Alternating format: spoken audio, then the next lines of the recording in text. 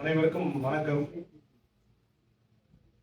இந்த கலியுகத்துல எல்லா சம்பவங்களுமே ஒரு காரணத்தோட தான் நடக்கும். அது எந்த அளவுக்கு அப்படின்னா, நீங்க காலையில் தூங்கி எழுந்ததுல இருந்து இரவு தூங்குற வரைக்கும் வாழ்க்கையில் நடக்கிற எல்லா சம்பவமும் ஒரு காரணத்தோட தான் நடக்கும். நீங்க காலையில் எழுந்துக்கிறீங்கன்னா நீங்களா எழுந்துக்க மாட்டீங்க. எப்பவுமே யாராவது ஒருத்தங்க எழுப்புவாங்க, இல்லைன்னா ஏதோ ஒரு சம்பவம் உங்களுக்கு கனவுல வரும், இல்லை ஏதோ ஒரு சத்தம் உங்க காதல வரும். அதுக்கப்புறம் தான் நீங்க எழுந்துப்பீங்க. அப்படிதான் ஒவ்வொரு நாளும் இந்த பிரபஞ்சத்தில் நடந்துட்டு இருக்கு.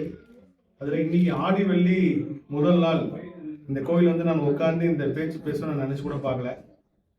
17ஆம் தேதி என்னோட பெங்களூர் பயணம், 19ஆம் தேதி ஒரு நிகழ்வுக்காக வரேன். அது மட்டும் இல்லாமல் 18ஆம் தேதி இன்னொரு ஒரு கோயிலுக்கு போன என்னோட முருகர் ஆராய்ச்சியில அது சம்பந்தமா தான் இந்த பயணமே.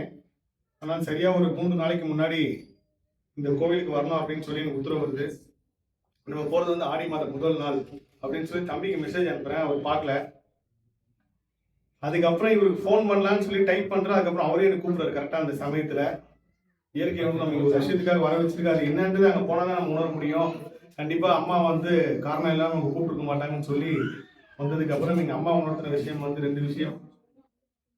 இங்க தங்கம் தாலிக்கு தங்கம் கொடுக்க வைக்கிறதுக்காக தான் அம்மா இங்க வர வச்சிருக்காங்கன்றது உணர்ந்தேன். அதே போல சப்தகன்னிகள் வழிபாடு உலகம் முழுவதும் இருந்திருக்கு. கண்டிப்பா இங்க உத்தரவு கேட்டு எதிர்காலத்துல எங்க சப்தகன்னிகள் வைப்பாங்க அம்மா முன்னாடி. இதுவும் நடக்கும்.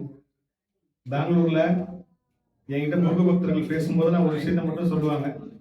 இது வரைக்கும் நான் உணர்ந்து என்னன்னா, இங்க இருக்கிற மக்கள் முருகரை திட்டினதே கிடையாது. நான் தமிழ்நாட்டிலும் சரி மற்ற இடத்துல பேசும்போது கூட முருகரை உரிமையா திட்டுவாங்க. ஆனா பெங்களூர் மக்கள் கர்நாடகா மக்கள் முருகர் மேல இருக்கிற அவ்வளவு பாசம் முருகர் மேல கோச்சிக்கவே மாட்டாங்க. நான் பல தடவை பார்த்துருக்கேன். அதை அப்படியே கோவம் வந்தா கூட இல்ல சார், எனக்கு முருகர் கொடுக்கல, அவ்வளவுதான், முருகர் என்னை எவ்வளவு காப்பாத்திருக்காரு அப்படின்னு சொல்லுவாங்க.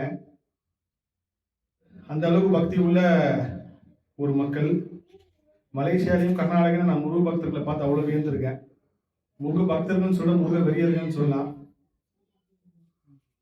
இந்த கோவிலுக்கு வந்ததுக்கு காரணம் பெங்களூர்ல நிறைய பேர் என்கிட்ட பேசுறப்போ இந்த திருமண பிரச்சனை அதிகமா நான் கேட்டது இங்கதான்.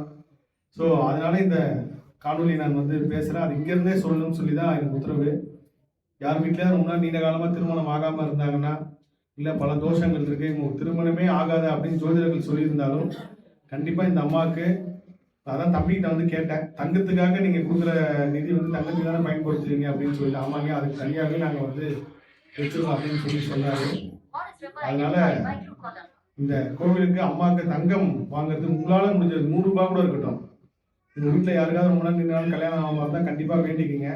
அதே போல கல்யாணம் நடந்தா கொடுக்குறேன்னு மட்டும் வேண்டிக்காதீங்க, முன்னாடியே நீங்க செஞ்சிருங்க. கண்டிப்பா இந்த அம்மா செஞ்சு கொடுப்பாங்க.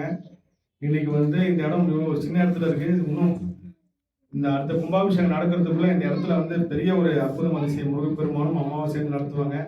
இங்க முருகர் இருக்கிறது எனக்கு முதல்ல தெரியவே தெரியாது. வந்ததுக்கு அப்புறம் தான் ஐடியா சொன்னாங்க. இந்த இடம் பெங்களூர் வரவங்க கண்டிப்பா இந்த அம்மாவை பார்க்காம போக மாட்டாங்க அப்படின்ற அளவுக்கு எதிர்காலத்துல வரும். இதையும் நடத்துவாங்க. ஸோ வீட்டுல ரொம்ப நாள் கல்யாணம் ஆகாதவங்க யாரா இருந்தாங்கன்னா அவங்களுக்காக அம்மாவோ அப்பாவோ அண்ணனோ யாரோ ஒருத்தங்க வேண்டிக்கிங்க, கண்டிப்பா அது நடக்கும். வெற்றிவேல் முருகனுக்கு, வெற்றிவேல் முருகனுக்கு, வெற்றிவேல் முருகனுக்கு. ஓம் சக்தி, ஓம் சக்தி, ஓம் சக்தி. அம்மா அவ்வளவு உயிரோட்டமா இருக்காங்க. எந்த பிறவி பாக்கியமோ இந்த கோயிலுக்கு திரும்ப திரும்ப நினைச்சா வர வைக்கிறாங்க. அதுதான் இந்த மணக்காளி அம்மனோட ஒரு பெரிய சக்தி. சொல்லும் போதே எப்படி இருக்குது. நன்றி.